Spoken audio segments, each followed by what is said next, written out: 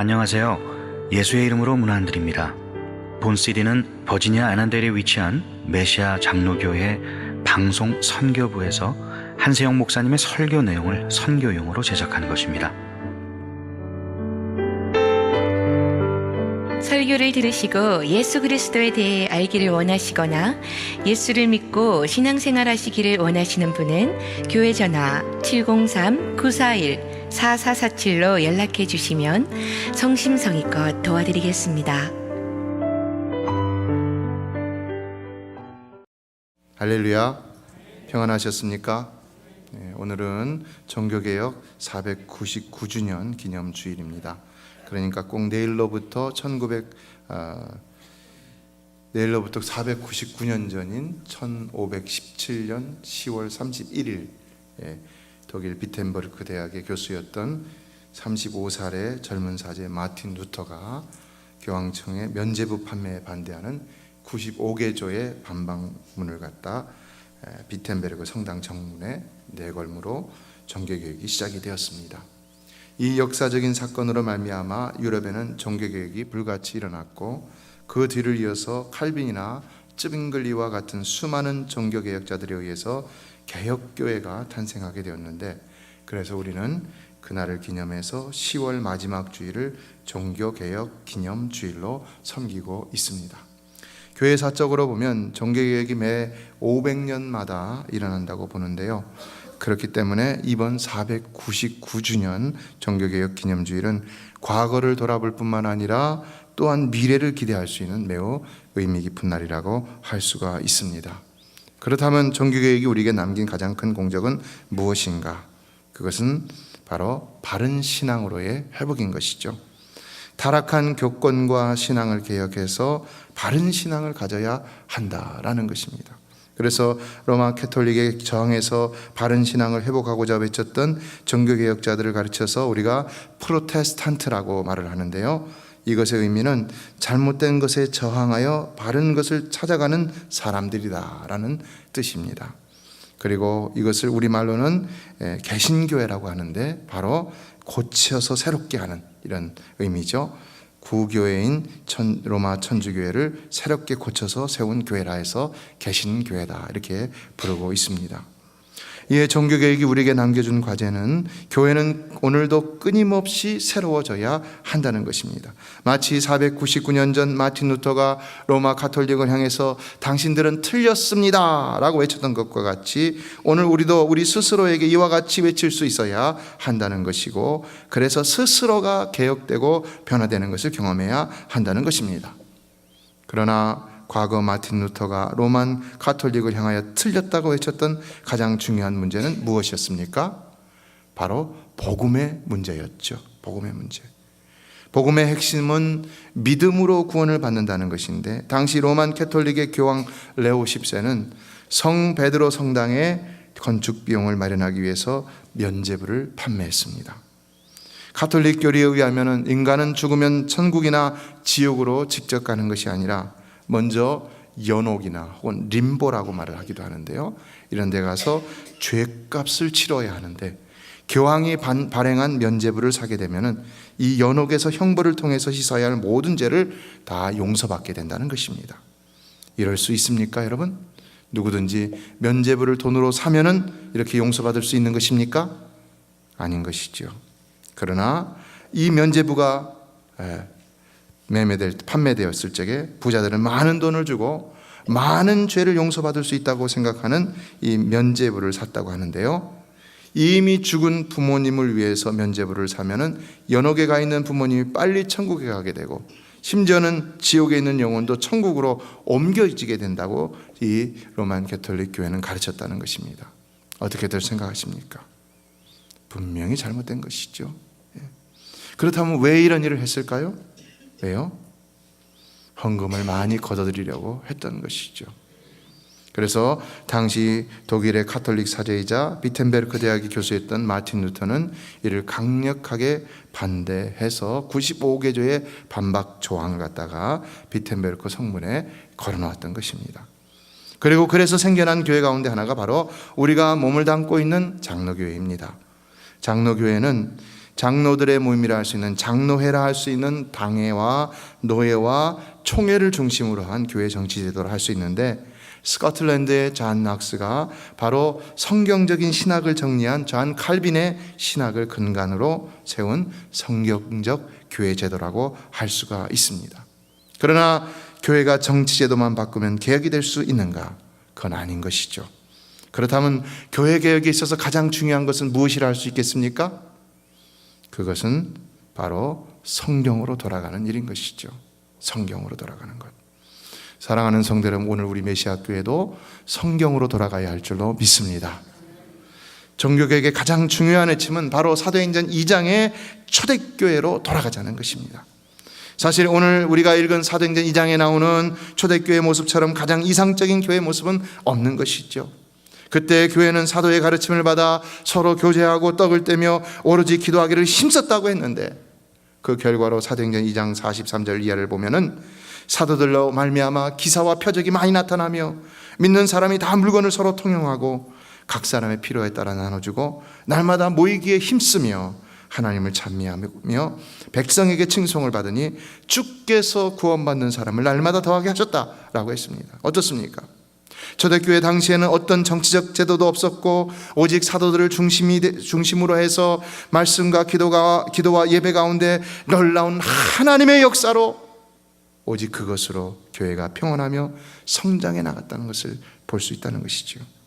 그런데 그 이후의 교회들은 어떠했습니까? 오늘날까지 이르기까지 더 뛰어난 행정력과 조직력과 재력을 가지고 있으면서도 결코 어느 교회도 이 사도행전 2장의 초대교회를 능가하지 못하고 있다는 사실입니다. 역사상 그 어떤 교회도 이 사도행전 2장의 초대교회와 같이 이상적인 교회는 없었고, 또 그와 같이 하루아침에 3,000명, 4,000명이 예수 믿고 구원을 얻고 또 날마다 더하시는 은혜로 폭발적인 성장을 이뤘던 교회도 없다는 사실입니다. 이 당시에 이 예루살렘 교회가 숫자가 10,000명이 넘는 이런 대형 교회였다는 것을 본다면 여러분 얼마나 놀라운 일이 일어났는지 우리는 가히 짐작할 수가 있는 것이죠. 그러므로 오늘날 우리가 돌아가야 하고 본받아야 할 교회의 모습은 무엇인가? 그것은 바로 이 초대교회의 모습이라는 것입니다. 오늘날 어떤 큰 교회의 그 본받아야 할 모습이 아니라는 것입니다. 바로 우리가 본받아야 할 모습은 바로 이 성경에 나와 있는 이 초대교회의 모습이라는 것입니다. 이에 저는 오늘 몇 가지를 살펴보며 은혜를 나누기를 원하는데요. 첫째, 세상의 모든 교회들은 항상 이 초대교회 같이 기도하는 교회로 돌아가기를 힘써야 하는 줄로 믿습니다. 사도행전 1장과 2장을 보면 초대교회가 태동하게 된 동기도 오직 기도였던 것을 볼 수 있습니다. 예수님은 사도행전 1장 4절에서 이르시되 예루살렘을 떠나지 말고 내게서 들은 바 아버지께서 약속하신 것을 기다리라 하시면서 성령 강림을 기다리실 것을 말씀하셨는데, 이에 예수님의 제자들은 예수님의 승천 이후로 예루살렘에 모여서 성령이 임재하기까지 열흘간 오직 기도에만 힘썼다고 했고, 그러므로 말미암아 급기야 기도를 시작했던 열흘째 되는 오순절날 이들이 모여 기도하던 마가의 다락방에 호련히 성령이 하늘로부터 급하고 강한 바람 소리같이 임하는 가운데 불의 혀같이 갈라져서 온 사도들 가운데 거기 모였던 120문도 가운데 임하였고, 이에 교회가 탄생하였다는 것입니다. 교회의 탄생은 성령으로 말미암아, 교회의 탄생은 하나님의 역사로 말미암은 것이지 사람으로 말미암아 이루어진 것이 아니라는 것입니다. 교회는 어떤 이익단체도 아니요 사회봉사단체도 아닌 것입니다. 교회는 하나님께서 이 땅에 직접 세우시는 신령한 기관이기 때문에 반드시 기도와 성령의 역사 가운데 태동해야 한다는 사실입니다. 그러므로 오늘날 사람의 뜻에 의해서 세워지는 교회는 성경적인 교회라고 할 수가 없는 것입니다. 아무리 좋은 의도를 가졌다 하더라도 좋은 의도가 합리화될 수는 없는 것입니다. 교회는 오직 하나님의 뜻과 하나님의 역사에 의해서만 세워져야 진정한 교회가 될 수 있는 줄로 믿습니다. 아무리 경영학을 공부하고 아무리 행정학을 공부하고 아무리 세상에 많은 경험을 가지고 있는 사람이라 할지라도 그거 가지고 교회를 만들어갈 수 있는 것은 아니라는 것입니다. 그러므로 우리는 교회가 교회되게 하기 위해서 기도해야 한다는 것입니다. 하나님의 역사를 교회 안으로 불러오기 위해서는 기도해야 한다는 것입니다. 교회가 하나님의 뜻에 의해서 인도되기를 원한다면 기도해야 한다는 것입니다. 믿습니까?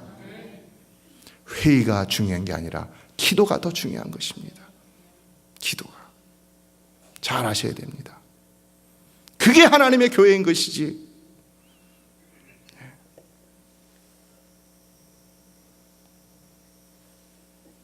성령의 역사가 없는 교회가 참으로 진실된 하나님의 교회라고 말할 수가 있겠습니까? 성령 없는 교회는 안고 없는 찐빵과 같은 것입니다. 안고 없는 찐빵을 찐빵이라고 말할 수 있을까요?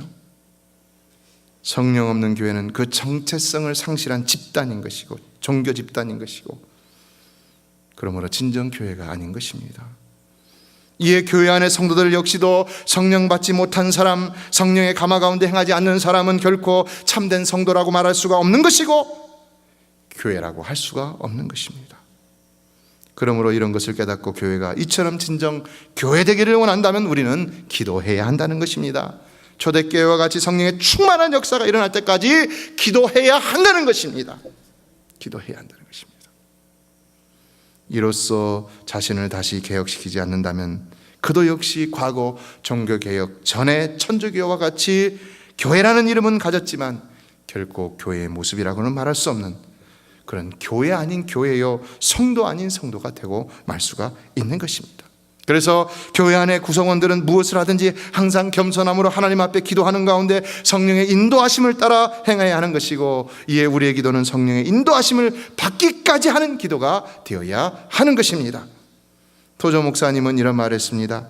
사탄은 성령이 없는 복음화는 현대주의나 이단처럼 죽은 것이라는 것을 익히 알고 있기 때문에 우리가 이 같은 유효한 기독교 유산을 즐기는 것을 막기 위해 갖은 방법을 다 동원하고 있다.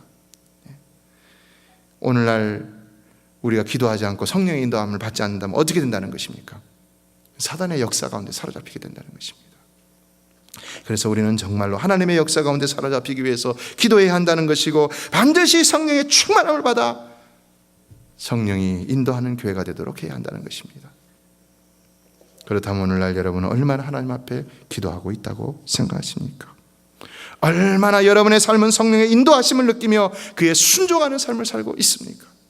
얼마나 여러분의 구역은 성령이 인도하는 구역이고 여러분의 전도에는 얼마나 성령이 인도하는 전도이고 여러분의 모임은 얼마나 성령이 인도하는 모임입니까? 여러분의 생각이 성령보다 더 앞서고 있지는 않습니까? 그것은 문제인 것입니다.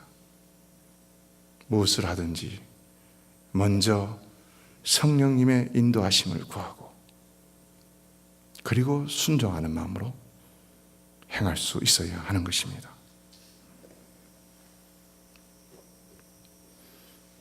오늘날 진정 우리 교회가 개혁되기를 원한다면 우리는 먼저 기도함으로 성령의 역사를 구해야 할 줄로 믿습니다.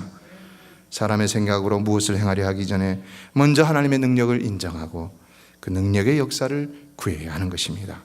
그것이 바로 세상과는 달라야 할 교회의 모습인 것입니다. 교회는 그러므로 무슨 일이든 기도로 시작해서 기도로 끝나야 하는 것이고요. 그래서 어떤 문제도 기도로 먼저 풀어가야 하는 것이고 이에 기도하지 않고 행하는 것은 하나님의 능력과 하나님의 인도하심을 무시하는 불경건한 행위가 되는 것입니다. 둘째, 교회가 개혁되기 위해서는 사도의 가르침을 받는 교회로 돌아가야 한다는 것입니다. 그러나 오늘날 사도가 있을까요? 사도는 마가복음 3장 14절의 말씀과 같이 예수님께로부터 배운 자라야 하는 것이고 또 사도행전 1장 22절의 말씀과 같이 예수님의 부활을 증언할 수 있어야 하지요. 그렇기 때문에 오늘날은 사도시대가 아니지요. 성령시대죠. 진정한 사도는 예수님의 제자들의 때로 끝났다고 할 수가 있습니다. 그렇다면 오늘날도 사도의 가르침을 받아야 한다는 말은 어떤 의미일까요? 그것은 바로 오늘날 말씀을 가르칠 수 있도록 양육되고 그 권한을 교회로부터 받은 목회자들의 가르침을 받아야 한다는 말이 되는 것이죠.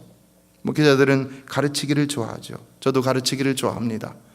받은 은사가 있습니다. 그러나 어쨌든 성도들은 목회자들을 통해서 하나님과 예수 그리스도와 복음에 대해 더욱더 알아가기를 힘써야 한다는 것입니다. 그렇지 않으면 성도가 성도로서 온전히 자라날 수 없기 때문입니다. 여러분, 생명력 있는 어린 아기가 엄마 뱃속에서 태어나면 한동안 하는 일이 뭡니까? 야, 밥을 먹어라 그래서 먹습니까? 젖을 먹어라 그래서 먹습니까? 아니죠. 그냥 무조건 한동안 하는 일은 다른 거 없어요. 엄마 젖 빠는 일밖에 없어요. 우유 먹는 일, 배고프면 안 그리고 또 배부르면 자다가 또 싸고 또 일어나서 또 안 그리고 또 하는 일이 없어요. 그럼 여러분, 우리 신앙생활은 어떻게 해야 되는 것입니까? 여러분이 정말 예수를 만났다면 그 다음에 어떻게 돼요?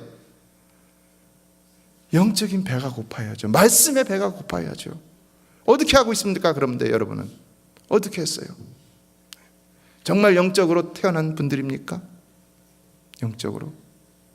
영적으로 태어났다면 영적인 양식, 신령한 양식인 하나님의 말씀을 구하는 자가 당연히 되어져야 한다는 것입니다. 그래서 베드로전서 2장 2절은 갓난아기들 같이 순전하고 신령한 젖을 사모하라. 이는 그로 말미암아 너희로 구원에 이르도록 자라게 하려 함이라라고 했습니다. 이에 진정 그가 성도로 거듭난 자라면 그는 갓난아기들 같이 신령한 젖을 본능적으로 사모할 수 있어야 한다는 것입니다. 그런데도 오늘날 예수를 처음 믿는 사람이 신령한 젖인 하나님의 말씀은 사모하지 않고 먼저 기어다니고 말을 하고 일어나서 걸어다니려고 하면 어떻게 되겠습니까, 여러분? 그것은 있을 수도 없는 일이고 또 그렇게 하면 그 영혼은 반드시 죽게 되어 있는 것이죠.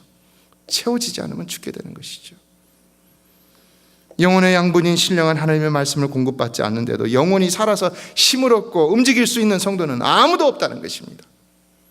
그래서 영혼의 양식인 하나님의 말씀을 공급받지 못하면 그때부터 영혼은 소진되어 가는 것이며 결국 그 영혼은 죽고 마는 것입니다. 그래서 예수님은 요한복음 6장 27절에 썩을 양식을 위하여 일하지 말고 영생하도록 있는 양식을 위하여 하라 라고 말씀했던 것을 볼 수 있습니다.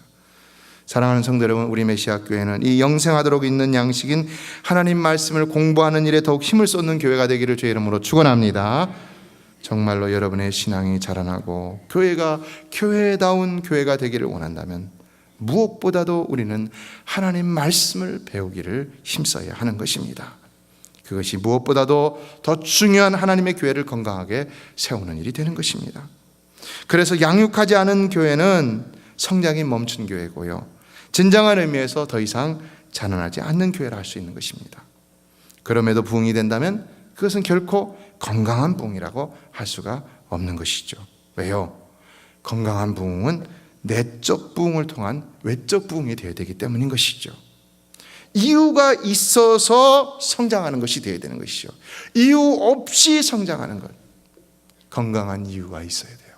질적인 성장을 통한 양적인 성장이 이루어져야 되는 것이지, 그냥 분위기만 띄운다고 성장해갖고 될 문제는 아니라는 것입니다. 진정한 부흥은 숫자가 많아지는 것이 아니라 성도들 한 사람 한 사람이 정말로 그리스도를 닮아가는 일인 줄로 믿습니다. 그래서 오늘 우리는 이 양육의 중요성을 반드시 기억하고 행할 수 있어야 하는 것입니다. 저희가 매주일 또 토요일 새가족 성경 공부, 제자훈련 이런 것도 하지만 저는 새벽 설교를 위해서도 하루에 평균 3시간 이상씩 준비를 합니다. 어떤 때 4시간, 어떤 분들은 기본 실력으로 하라고 하시는데 성도들을 영혼을 위해서 귀중한 양식을 준비하는데 기본 실력으로 준비하면 어떻게 되겠습니까, 여러분? 맨날 라면이나 끓여주고 3분 카레나 주고 이러면 어떻게 되겠습니까? 그렇죠? 건강할 수가 없는 거죠, 성도들이요. 그런데도 불구하고 성도들이 신령한 밥상을 대하려 하지 않는다면 어떻게 되겠습니까?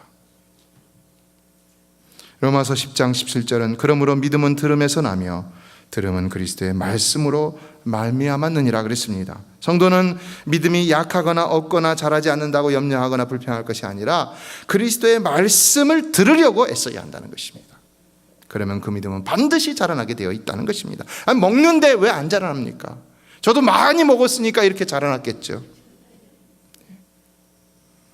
성도 여러분, 여러분이 말씀 공부를 하게 되면 반드시 말씀 속에서 문제를 해결받고 말씀 속에서 힘을 얻고 말씀으로 자라나게 될 줄로 믿습니다.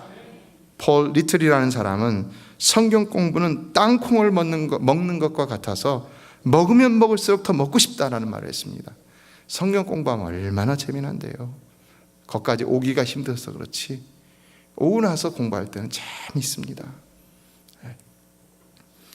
내년부터도 우리가 새로운 이제 쉬었던 성경 공부들을 시작할 터인데 여러분이 좀 많이 참여했으면 좋겠습니다. 셋째, 교회는 늘 말씀과 성령 가운데 예수 그리스도 중심의 예배를 회복해야 한다는 것입니다. 늘. 오늘 본문에서 떡을 떼매라는 말씀은 바로 예수 그리스도를 기억하는 성만찬을 의미하는 것입니다. 이것이 강조하는 바는 뭡니까? 예수 그리스도라는 것이죠. 예수 그리스도. 초대교회 성도들은 예수님의 가르침을 따라 예배로 모일 때마다 성만찬을 항상 행함으로 인해서 예수 그리스도의 찢기신 몸과 흘리신 피를 기억하였는데 바로 이와 같이 그들의 예배는 예수 그리스도가 중심이 되는 예배였다는 사실입니다. 그러나 오늘날 교회들은 인본주의와 하나님 중심이 아니라 예수 그리스도 중심이 아니라 사람 중심이 되어버립니다. 그리고 교회 성장학의 영향으로 또 세상의 어떤 다른 이론들의 성장 이론들의 영향으로 말미암아 하나님의 말씀과 성령과 예수 그리스도 중심이 아니라 사람 중심, 담임 목사나 혹은 어떤 집단의 철학이나 사조나 사상이 중심되는 경우가 많은 것을 볼 수가 있습니다. 그러므로 선포되는 것이 예수 그리스도요 하나님의 말씀이어야 함에도 불구하고 사람의 생각을 말하고 오히려 인정으로서 사람의 정으로서 사람의 마음을 움직이려 하는 것을 볼 수가 있는데 그것이 바로 인본주의인 것이죠. 예배의 다양한 방법과 기술을 동원하려 하는데 결국 가장 큰 문제는 무엇이냐? 예수 그리스도가 이런 모든 것들에 의해서 묻혀버리고 만다는 사실입니다. 성도 여러분, 우리의 예배의 모든 요소들은 다 예수를 높이는 것이 되어야 할 줄로 믿습니다. 죄송합니다. 이 찬양대가 있지만 찬양대가 찬양하고 났을 때는 하나님이 더 영광을 받아야 할 줄로 믿습니다.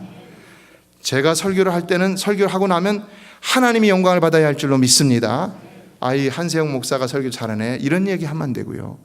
우리 찬양대가 최고야 그러는데 그게 하나님께 영광 돌리는 그 사상이 없이 그렇게 말하면 안 되는 거예요.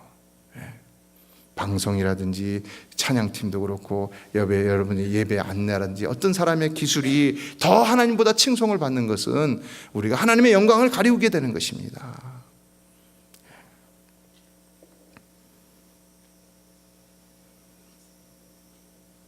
그러나 이렇게 교회 예배도 회복되어야 하지만 그러나 개인의 신앙생활도 반드시 예배가 회복되어야 되는 것이죠. 오늘날 많은 성도들이 예배를 게을리하고 있고 특히 많은 미국 교인들 가운데는 부활절과 성탄절만 나오는 사람들이 많다는 것을 알고 있는데요. 정신위생계의 세계학자 데이비드 핑크 박사라는 사람은 안정을 위한 네 박자 균형이라는 논문에서 정신적인 안정을 위해서 네 가지 균형을 잡아야 하는데 첫째가 work, 일이라고 했고 둘째가 play, 놀이라고 했고 셋째가 사랑, love라고 했는데 넷째가 예배, worship이라고 했습니다. 이분은 성직자도 아니고 학자인데 교수인데 근데 이 가운데 가장 근본적인 것은 뭐냐? 예배다라는 것입니다. 예배. 자기 자신을 하나님께 맡기는 온전히 위탁하는 그런 예배적 행위, 예배적 정신 자세가 아니면 인간은 결코 안정을 얻을 수 없다라는 것입니다.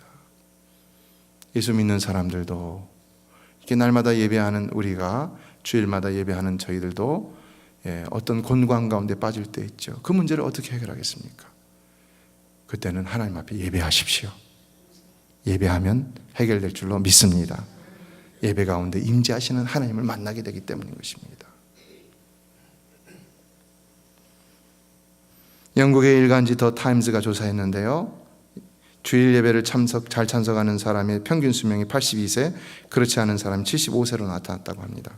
물론 이거 예전의 조사니까 더 많겠죠.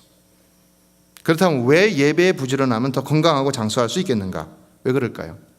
우리 교회도 보면은 잘 돌아가시는 분이 없어요. 어르신들은 많은데, 그렇죠? 이상할 것이 없어요. 예배를 잘 드리시니까요. 근데 왜 예배를 잘 드리면 더 건강하고 장수할 수 있겠는가라는 것입니다. 왜 그럴까요? 그것은 바로 예배를 통해서 육체의 힘을 공급하는 영혼의 생명을 공급받기 때문인 것이죠.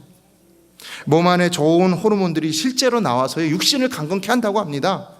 그래서 성령 충만을 경험하면요, 엔돌핀의 4,000배가 되는 다이돌핀이 나와갖고는 암세포까지도 치료한다고 하지 않습니까, 여러분?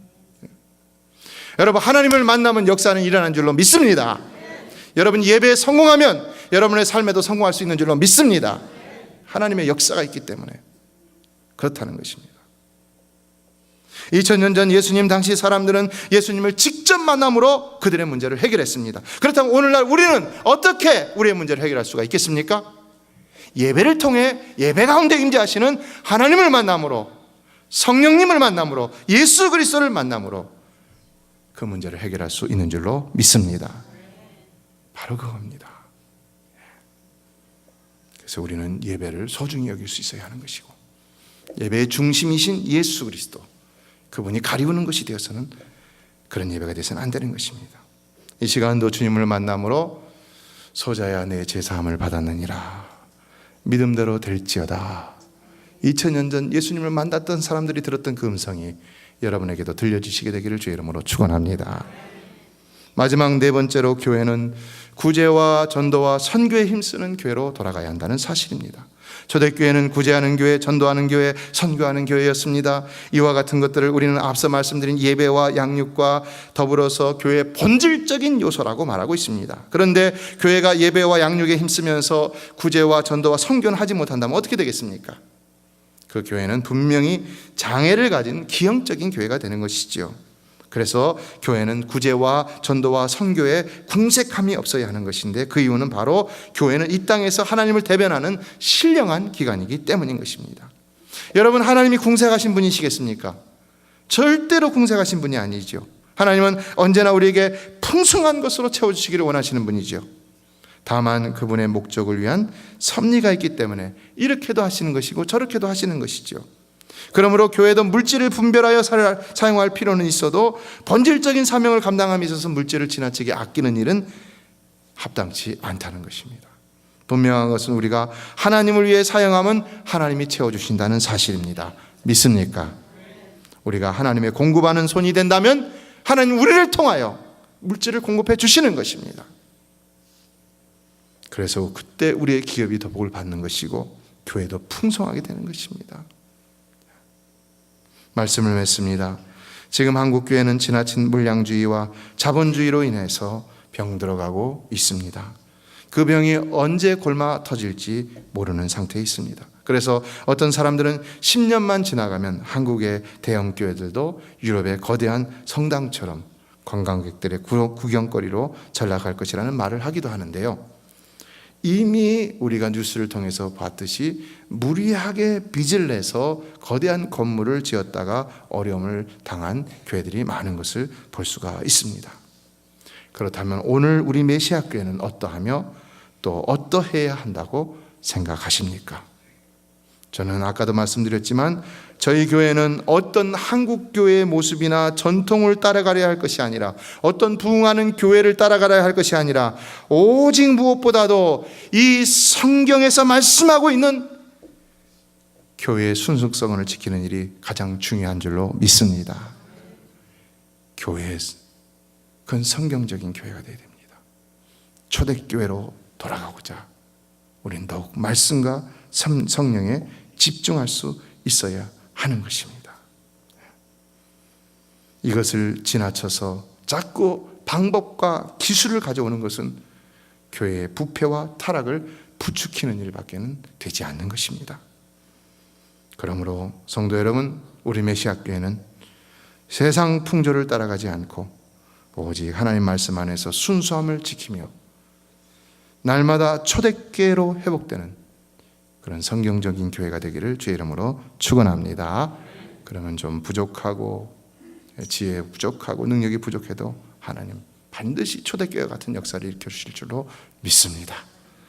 초대교회의 역사는 하나님이 일으키신 것이기 때문에 하나님이 영광을 받으셨습니다. 오늘날 교회들의 역사는 사람들이 일으켰기 때문에 사람들이 영광을 받고 있습니다. 잘못된 것이죠. 오직 하나님만이 영광을 받는 그런 메시아 교회가 되기를 주의 이름으로 축원합니다. 메시아 장로교회는 아난데일 236 리틀 리버 턴파이크 선상에 있으며 디자인 안경과 알라딘 서점 옆에 있습니다. 주소는 4313번 마크햄 스트리트, 애난데일, 버지니아 22003입니다. 성경은 주 예수를 믿어라. 그리하면 너와 내 집이 구원을 얻으리라 하셨습니다. 이 CD를 들으시는 분께서 예수를 믿지 않으셨다면 꼭 예수를 믿고 죄악된 세상에서 구원을 받을 수 있도록 기도하겠습니다.